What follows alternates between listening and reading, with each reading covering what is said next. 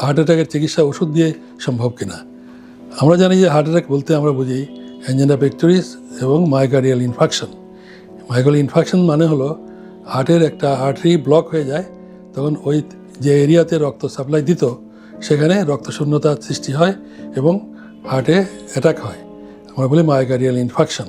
যেহেতু এত তাড়াতাড়ি এত হঠাৎ করেই হয়, জিনিসটা এই জন্যে অ্যাটাক হিসেবে এটাকে নাম অভিহিত করা হয়েছে। আমরা বলি না যে হার্ট অ্যাটাক আস্তে আস্তে হয়েছে। হার্ট অ্যাটাক বলাই মানে হলো অ্যাকিউট হার্ট অ্যাটাক, এখনই হয়েছে, তাৎক্ষণিকভাবে হার্টের ড্যামেজ হয়েছে এবং সেটা চিকিৎসা প্রাথমিকভাবে আমাদের ওষুধ দিয়েই করতে হয়। বেশিরভাগ ক্ষেত্রেই আমাদের ওষুধ দিয়ে করতে হয়।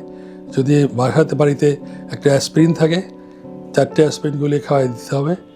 আর অ্যাটোবা 40 মিলিগ্রাম, অ্যাটোভাস্টাটিন বলি আমরা, 40 মিলিগ্রাম দিতে হবে। আর স্প্রে যদি থাকে জিহ্বার নিচে দিলে ব্যথা কমে যায়। যদি না কমে তাহলে সাথে সাথেই আমরা হাসপাতালে স্থানান্তর করব।